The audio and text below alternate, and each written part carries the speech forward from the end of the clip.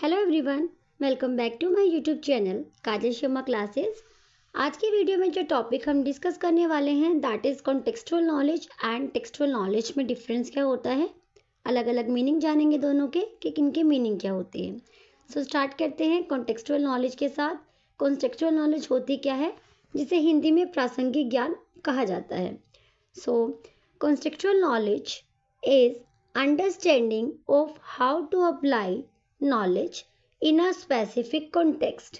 यानी कि contextual knowledge का मीन्स होता है, नॉलेज तो सभी को होती है, लेकिन उस नॉलेज को हमें सिचुएशन के अकॉर्डिंग अप्लाई कैसे करना है, कब और कहाँ और क्यों यूज़ करना है, उसे बोला जाता है contextual knowledge, including when, why and where it should be applied. यानी जब हम सिचुएशन के अकॉर्डिंग नॉलेज को अप्लाई करते हैं उसे बोला जाता है contextual knowledge. Relevance refers to how an information और action is to a matter और इशू।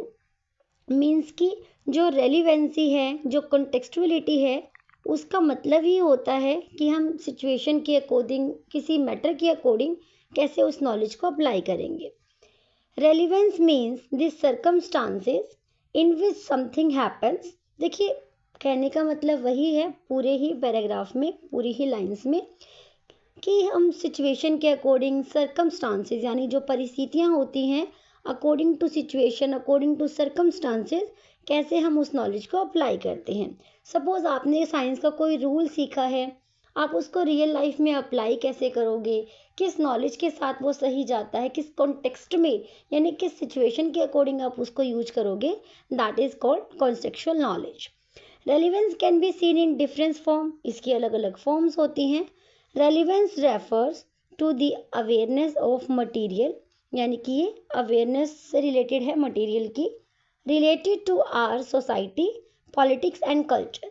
यानी कि जो हमारी सोसाइटी है, पॉलिटिक्स है, कल्चर है, कैसे हम अकॉर्डिंग टू सिचुएशन उस नॉलेज को अप्लाई करते हैं, कहाँ करते हैं, क्यों करते हैं। तो ये सारा जो आ जाता है कंक्लूजन, वो होता है कॉन्टेक्सचुअल नॉलेज। यहाँ पर आप हिंदी में भी पढ़ सकते हो वीडियो को पॉज करके। कॉन्टेक्सचुअल नॉलेज, कॉन्टेक्सचुअल नॉलेज के टाइप कौन कौन से होते हैं। फर्स्ट आप देखोगे रिसेप्शन, जिसका मीन्स होता है ग्रहण करना। यानी जब कोई चीज़ हम ग्रहण करते हैं, रिसीव करते हैं या फिर ग्रास्प करते हैं, that is called reception. The way in which knowledge is received by the listener in a situation. Suppose कोई सिचुएशन है, जब आप किसी नॉलेज को रिसीव करते हो, सुनते हो, तो उसे बोला जाता है रिसेप्शन। नेक्स्ट आता है personal, personal contextual knowledge. The persons age, caste, sex, class, lexical relation etcetera, ये सारे पर्सनल कॉन्टेक्सचुअल नॉलेज के पार्ट है। देन है प्रोडक्शन, जो कि कॉन्टेक्सचुअल नॉलेज का ही पार्ट है।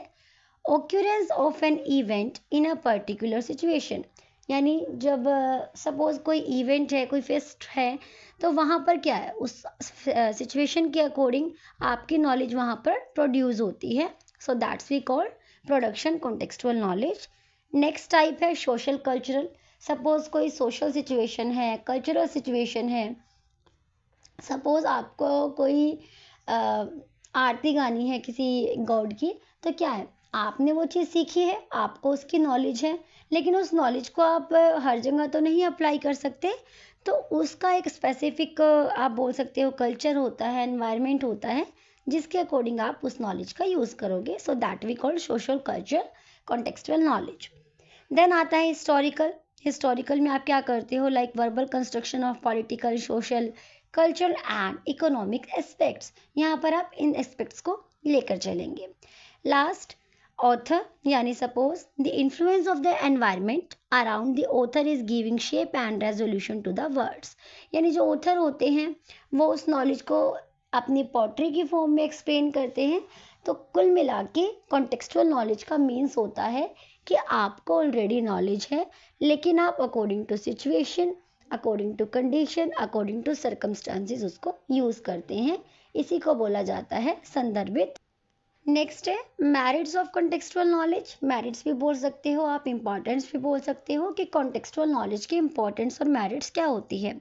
सो फर्स्ट पॉइंट है, यहाँ पर 4 पॉइंट लिए हैं मैंने मेरिट्स के, इंपॉर्टेंस के। फर्स्ट पॉइंट है रियल वर्ल्ड एप्लीकेशन। अगर आपको कॉन्टेक्सचुअल नॉलेज का ज्ञान हो जाए या आपको कॉन्टेक्सचुअल नॉलेज है, आपको ये पता हो कि किस सिचुएशन में रेलिवेंसी के अकॉर्डिंग, कॉन्टेक्स्ट के अकॉर्डिंग आपको उस नॉलेज को अप्लाई करना है, तो आप रियल वर्ल्ड में उसको अप्लाई कर पाते हो। सपोज समटाइम्स क्या होता है, नॉलेज तो होती है लेकिन करेक्ट टाइम आने पे वो नॉलेज नहीं हमें याद रह पाती या हम उसको रिकॉल नहीं कर पाते। दैट्स वाई कॉन्टेक्सचुअल नॉलेज का बेनिफिट ये है कि वो रियल वर्ल्ड एप्लीकेशन बेस्ड होती है। सेकंड है क्रिटिकल थिंकिंग। अगर आपका कॉन्टेक्सचुअल नॉलेज है तो आप क्रिटिकल थिंकिंग कर पाते हैं। क्रिटिकल थिंकिंग का मतलब होता है कि एक प्रॉब्लम के आप 10 सॉल्यूशन ढूंढ पाते हो, यानी जो आपका ब्रेन है वो स्टॉर्म होता है, इसे ही बोला जाता है क्रिटिकल थिंकिंग। नेक्स्ट है इंडिपेंडेंट लर्निंग। अगर आपको नॉलेज है, कॉन्टेक्सचुअल नॉलेज स्पेशली, तो आप इंडिपेंडेंटली लर्निंग कर पाते हो। You have no need to anyone to understand things. So and next है रिटेंशन। देखिए रिटेंशन का मतलब क्या होता है, कनेक्शन बिटवीन, यहाँ पर मैंने इसलिए ये लाइन ऐड की है ताकि आप अच्छे से समझ पाओ इसको। रिटेंशन का मतलब है connection between new information and their existing knowledge. Suppose आपको कोई न्यू इंफॉर्मेशन लेनी है या आप ले रहे हो और कुछ परसेंट नॉलेज आपको उस टॉपिक के पहले से है, तो उस नॉलेज में यानी जो आपकी एग्जिस्टिंग नॉलेज है उसमें न्यू इन्फॉर्मेशन को ऐड करना क्या कहलाता है, रिटेंशन, यानी उसको स्टोर करके रखना रिटेंशन कहलाता है। सो ये होते हैं इसके इम्पोर्टेंट्स कि अगर आप कॉन्टेक्सचुअल नॉलेज सीखते हो, अगर आपको कॉन्टेक्सचुअल ज्ञान है, संदर्भित प्रासंगिक ज्ञान है, तो आप रियल वर्ल्ड एप्लीकेशन कर पाते हो, critical thinking, independent learning and retention कर पाते हो। रिटेंशन का सिंपल सा मतलब है जो आपको पता है वो आपके ब्रेन में लंबे टाइम तक स्टोर रह पाता है। और अपनी शाब्दिक ज्ञान क्या होता है, यहाँ पर आप जो वर्ड है उस नेक्स्ट है टेक्सचुअल नॉलेज यानी कि शाब्दिक ज्ञान। यहाँ पर आप वर्ड से ही समझ सकते हो। टेक्सचुअल नॉलेज यानी कि जो टेक्स्ट की नॉलेज होती है। Textual knowledge is that relevant to the understanding of grammatical aspects of the language. यानी सपोज आपको किसी लैंग्वेज की इंफॉर्मेशन चाहिए, लैंग्वेज की इंफॉर्मेशन गेन करनी हो, तो आपको टेक्स्ट की नॉलेज हो।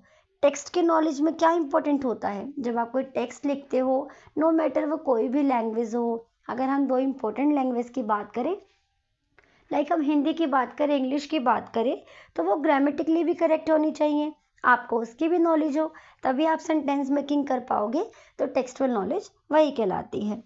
Textual knowledge is understanding of the grammatical aspect of a language, जैसे as well as familiarity with a range of media, genres and textual codes, conventions, यानी कि जो आप बोल सकते हो शैली होती है उस चीज़ को बोलने का वे क्या होता है, आपके ग्रामेटिकल मिस्टेक्स तो नहीं है। तो जब इन सब पर फोकस किया जाता है, अगर आपकी इन सब चीज़ों पर कमांड हो, लाइक स्पेलिंग्स में, ग्रामर्स में, तो आपको कहा जाएगा कि आपको टेक्सचुअल नॉलेज है। ठीक है, तो ये होती है टेक्सचुअल नॉलेज।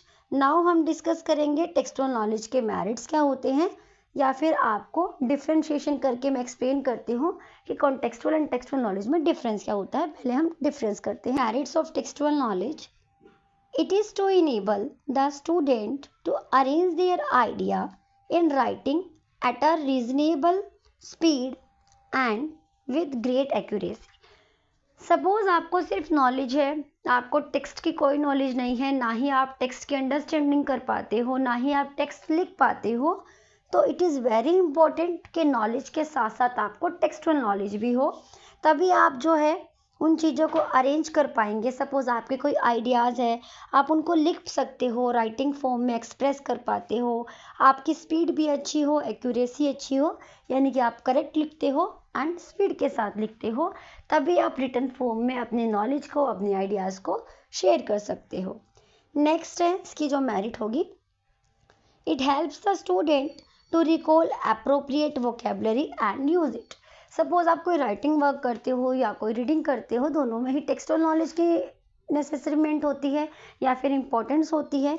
तो इससे क्या होता है, अगर आप रीडिंग एंड राइटिंग करते हो तो आपकी स्किल्स डेवलप होगी, और रीडिंग एंड राइटिंग क्या है, टेक्सचुअल नॉलेज के ही एग्जाम्पल्स है।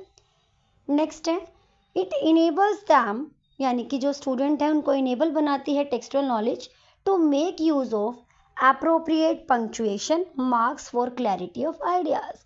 अगर हम बात करें, हम पंक्चुएशन मार्क्स यूज़ करते हैं। फॉर एग्जांपल हम हिंदी इंग्लिश में फुल स्टॉप का यूज़ करते हैं, हाइफन का यूज़ करते हैं, कॉमास का यूज़ करते हैं। वैसे ही हिंदी में हम पूर्ण विराम, अल्प विराम, तो इस तरह के हम सिंबल्स का यूज़ करते हैं जिसे पंक्चुएशन मार्क कहा जाता है। जिससे जब स्टूडेंट्स अटेम्प्ट करते हैं क्वेश्चन या कुछ रीड करते हैं तो इससे क्लैरिटी फॉर्म होती है। तो टेक्सचुअल नॉलेज से स्टूडेंट्स की अंडरस्टैंडिंग बिल्ड होती है पंक्चुएशन को लेकर भी। नेक्स्ट है, it develops among students the competence required communicate through writing. अगर आपकी राइटिंग स्किल्स अच्छी होगी तो आपकी कम्युनिकेशन स्किल भी अच्छी होगी, क्योंकि राइटिंग स्किल की हेल्प से आप क्या सीखते हो, ग्रामेटिकल चीज़ें सीखते हो। तो जैसे हमने स्टार्टिंग में किया था कि टेक्सचुअल नॉलेज होती क्या है, व्हाट इज टेक्सचुअल नॉलेज, कि जहाँ पर आपको ग्रामेटिकल अंडरस्टैंडिंग हो। नेक्स्ट है, it develops the imagination of the student. अगर आपको इमेजिनेशन करते हो तो इमेजिनेशन को आप उसको रिटन फॉर्म में एक्सप्रेस करोगे, जिससे आपकी जो इमेजिनेशन है वो और भी ज़्यादा स्ट्रॉन्गर होती है, स्ट्रॉन्गेस्ट होती है। लास्ट है, इट ऑल्सो, यहाँ पर आप एल कर लीजिएगा, it also develops communicative approach. जो कम्युनिकेटिव अप्रोच है वो भी आपके एनहांस होती है, बिकॉज जब आप कम्युनिकेशन करते हो वहाँ पर टेंस भी इम्पोर्टेंट है, सेंटेंस मेकिंग की रिक्वायरमेंट होती है, ठीक है, एक बोलने की टोन होती है जो आप पंक्चुएशन से सीख पाते हो।